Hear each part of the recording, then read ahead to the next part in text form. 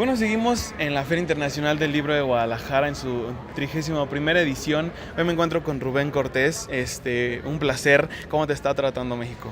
Muy bien, Matt, gracias. Bueno, yo vivo en México hace 25 años. Ah, ok. Claro. Bueno, Guadalajara entonces. Sí. Guadalajara. Lástima que Guadalajara siempre vengo en la FIL y no conoces Guadalajara, Sí. no conoces la FIL y te absorbe. La FIL es como un gran animal prehistórico, diría yo, por lo grande que es, ¿no? Sí. Y que te absorbe. Y bien, vengo a presentar Los Nómadas de la Noche. Es un libro, dice Cuba después de Castro, creo que es un rollo de marketing ahí de la editorial, porque no hay una Cuba después de Castro todavía. Pero es más bien un repaso a la Cuba de Fidel Castro. El libro, de hecho, arranca diciendo algo así como que no quiero que la muerte de Fidel Castro me dibuje los recuerdos.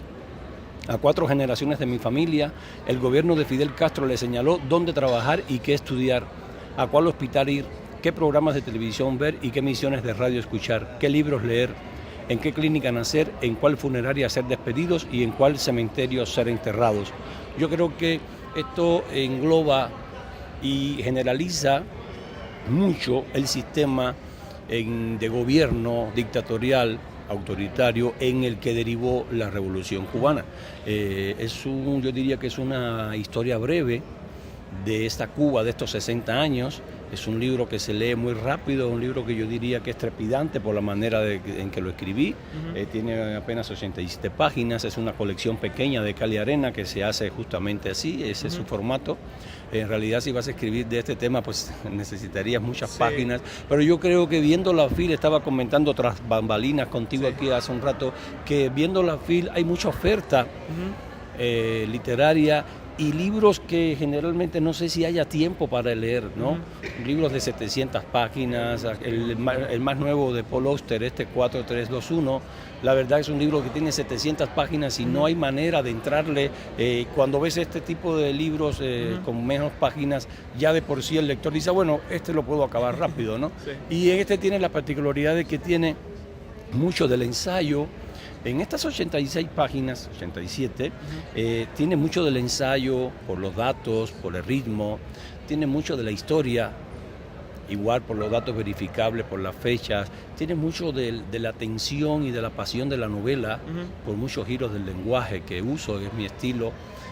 Tiene mucho de la poesía, incluso por la cadencia, por lo que evoca de todos estos años de esta Cuba. Yo nací en el año 64, en Pinar del Río, la provincia más pobre de Cuba, y al decirte la provincia más pobre de Cuba es algo interesante porque vuelvo a la FIL, aquí estamos, no hay libros que hablen del interior de Cuba, todos los libros son de La Habana, casi todas las artes, casi toda la literatura, el cine cubano, todo versa alrededor de La Habana, incluso los autores no nacidos en La Habana escriben de La Habana. Por ejemplo, Pedro Juan Gutiérrez es de Pinar del Río, igual que yo, y Pedro escribe de La Habana. Entonces yo soy un escritor que sí escribe del interior. En Cuba nos dicen guajiros a los que vivimos en el interior, a los de provincia, y guajiro, a diferencia de México, que ser del interior es un orgullo, en Cuba ser del interior es ser del campo. A través de todos los tiempos, no de ahora, y entonces son los guajiros, somos un poco los gallegos de Cuba, somos todos estos cuentos simpáticos y eso siempre somos nosotros. Yo digo, digo que soy de Pinar del Río y me dicen, eres de donde inauguraron un cine y dejaron la concretera adentro. Ya, eres de donde le enyesaron el brazo a alguien y le dejaron el reloj puesto. Entonces, somos los gallegos de allá, ¿no? Entonces, casi nadie se atreve a escribir de esa Cuba, del interior, de Pinar del Río, que es una provincia muy singular, muy pintoresca, es una provincia incluso racialmente, musicalmente, culturalmente diferente al resto de la isla, porque Cuba se formó por la caña de azúcar.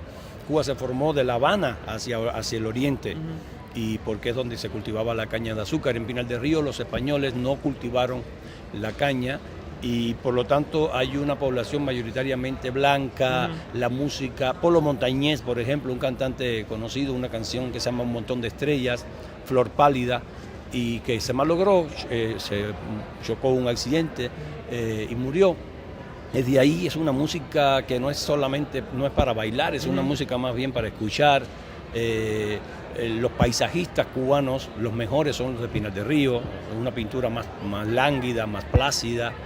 Y es porque fueron los inmigrantes canarios los que llegaron ahí, gente de raza blanca, que es una actitud ante la vida finalmente, ¿no? La raza negra tiene otra cadencia, otra manera de expresarse, otra manera, y entonces Pinar del Río tiene esa particularidad, y el libro habla de Pinar del Río. Yo digo el libro, pero es una trilogía. Esta es la tercera parte de una trilogía que arranca con Cuba Cuba, continúa con Un bolero para Arnaldo, y termina con este libro. Y te digo, tiene eso, es un libro que tiene grandes pinceladas a los grandes acontecimientos de todo. Son 60 años y, por ejemplo, el libro se detiene a contar los sucesos del año 68, 1968, cuando yo tenía apenas 4 años, pero todavía me acuerdo, cuando le llamaron la gran ofensiva revolucionaria, que es cuando acaban en Cuba los pequeños negocios que permanecían, porque hubo primero grandes expropiaciones de las grandes empresas, de la Coca-Cola. Bueno, la Coca-Cola, la fábrica más grande de Coca-Cola estaba en La Habana. Cuba era la vitrina de los Estados Unidos en América Latina. Es donde primero hay televisión en blanco y negro en América Latina. Es donde primero hay, todo esto antes de Fidel Castro, sí.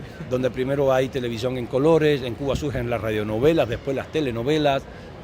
Hay telenovelas por acá en México todavía que son cubanas, como Lo que callan las mujeres, la gran telenovela histórica de Félix B. Cañé, cubano, El derecho de nacer.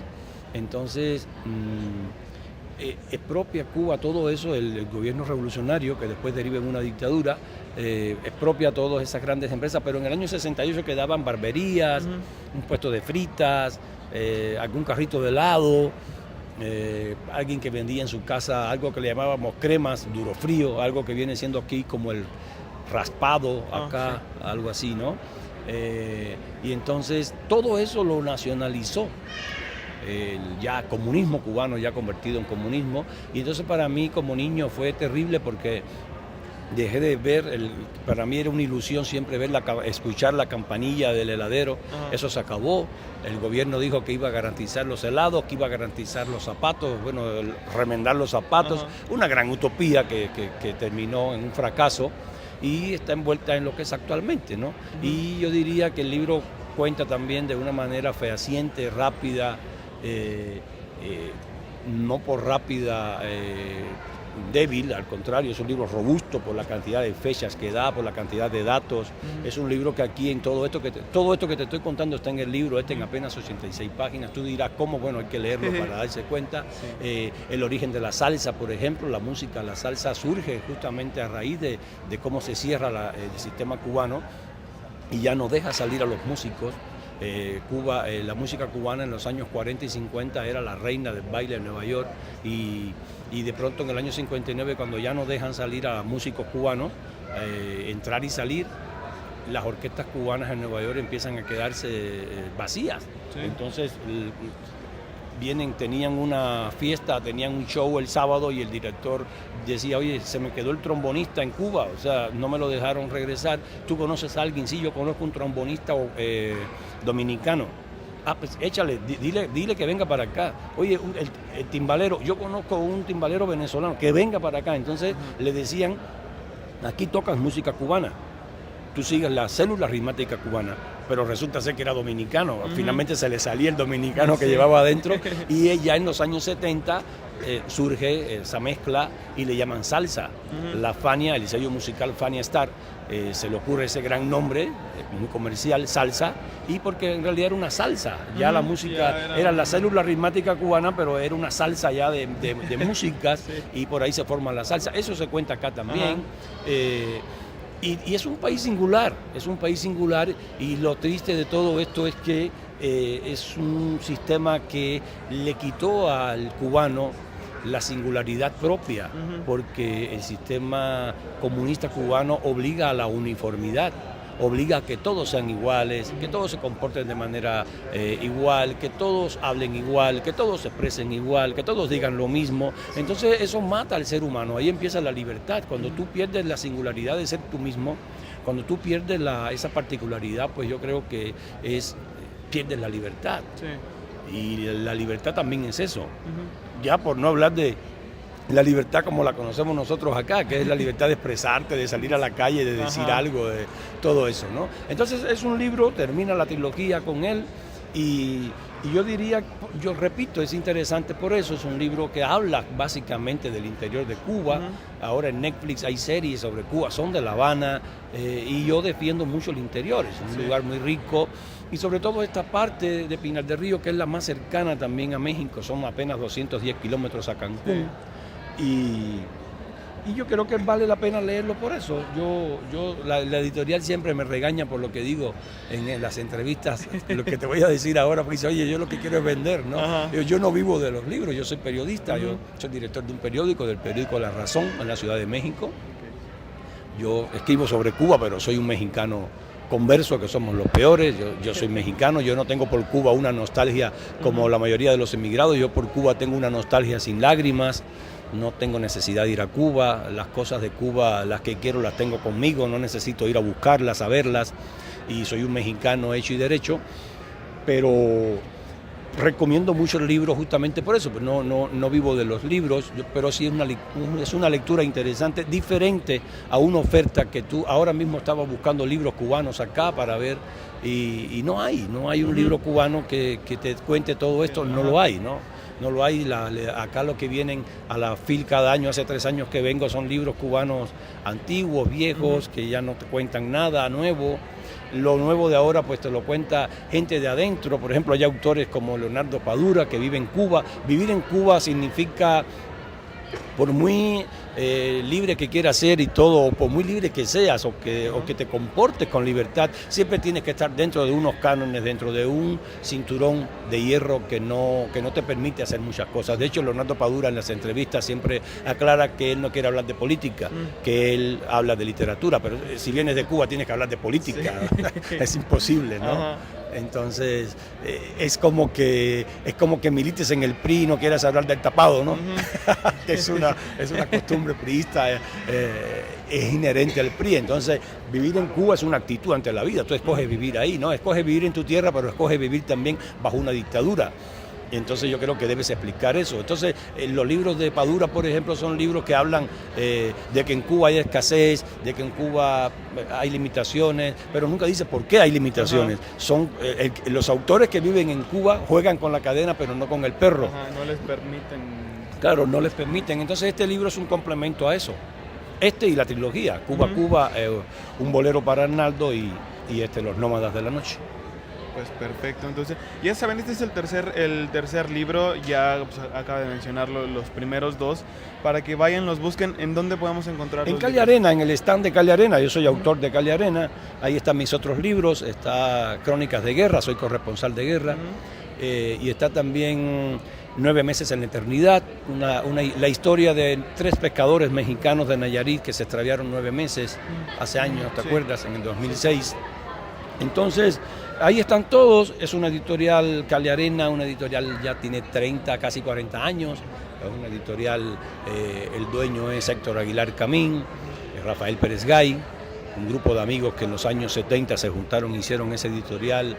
Ya yo no diría que es alternativa, es una editorial ya de las grandes en México, por la calidad, por su diseño y finalmente por el grupo político-cultural que engloba Calle Arena. Ahí escribe Pepe Wondenberg, que presenta esta noche justamente, bueno, hoy a las 6:30 de la tarde, presenta Los Nómadas de la Noche. Pepe Wondenberg, José Wondenberg, el expresidente del IFE, y Julio Patán, el escritor. Entonces, pues ahí estaremos 6:30 de la tarde acá en la FIL presentando este libro. Perfecto. ¿Hay alguna página de internet donde se pueda, o en cualquier librería también, aparte de acá? Sí, en las librerías está, es una cadena, digamos que es comercial la editorial, no es una editorial chica ni mucho menos, ¿no? Sí, está en todas partes, en Sambor, en todo. Pues perfecto, entonces ya saben, busquen Los Nómadas de la Noche, es el tercero de los libros. También si ya tienen los otros, bueno, se van por si no, busquen desde Cuba, Cuba. Cuba, Cuba, un bolero para Arnaldo y Los Nómadas de la Noche. Bueno, pues muchísimas gracias, Rubén. Matt. Nos estaremos viendo, suerte en la presentación y bueno, pues nosotros seguimos en la Feria del Libro con más entrevistas.